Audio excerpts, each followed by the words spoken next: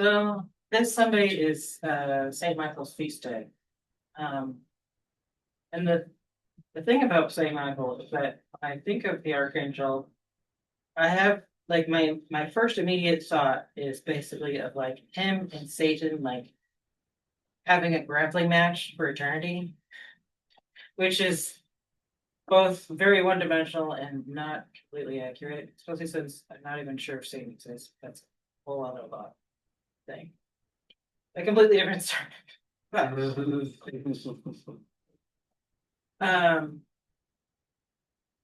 when I was figuring out what to say this morning, I was looking into him because I know that my first impression when I think about him is not accurate.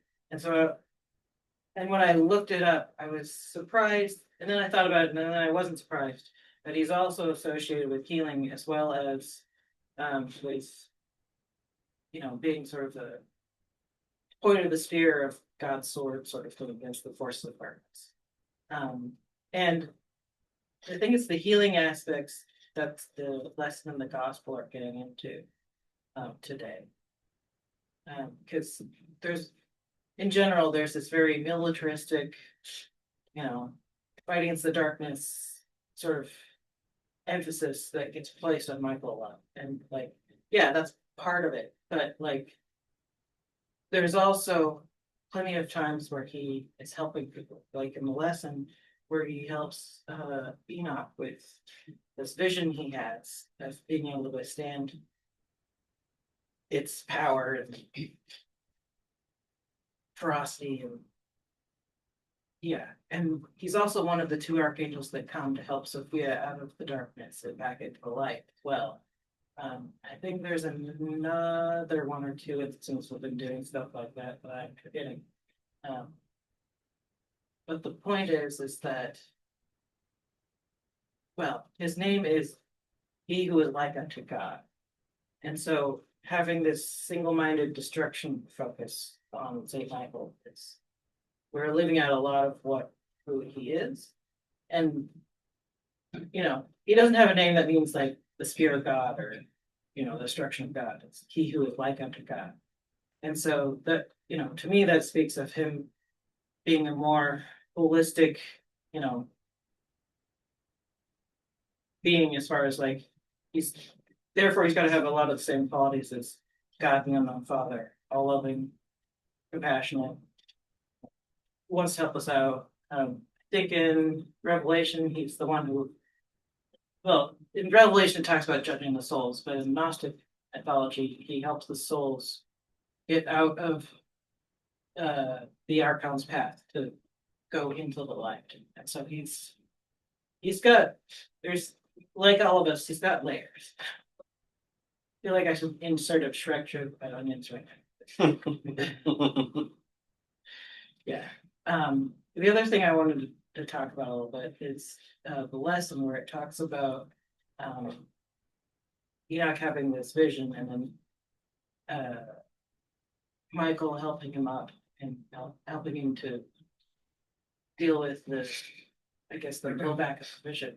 And I didn't really take it. It didn't really jive with me emotionally until I started viewing it like I would a dream. When I say that, I mean sometimes when my dreams don't make sense, and I forgot where I got this advice, but I view myself as every person in the dream. And so basically, I viewed it as like this is an internal reality that's happening inside myself. And so basically, there's something that's going on that's agitating heavens that are inside of me. And then Michael shows up and helps me deal with it. And so, my initial reaction of like viewing St. Michael is like this external figure who's fighting this external demon forever is both very limiting and also misses the internal reality that we have of ourselves. Because like with the archons, there are external archons and there are internal archons. And so when our internal archons are, throwing all things into chaos, we can ask for guidance from Michael and God and Sophia and other angels and get help in our side for our internal selves to get things back to rights. So when we think about Saint Michael as the guide of souls, out of this planet into the light, it's both an external reality and an internal reality of guiding ourself and ourselves, you know, our internal worlds and things back into alignment with our highest self of light, with whatever that looks like for you. We all have different symbols and different ways of looking at things, but basically, like with most things, it's an external thing and it's an internal thing because as above, so below, as within, so without. That whole thing. Yeah, that's pretty much everything I wanted to say.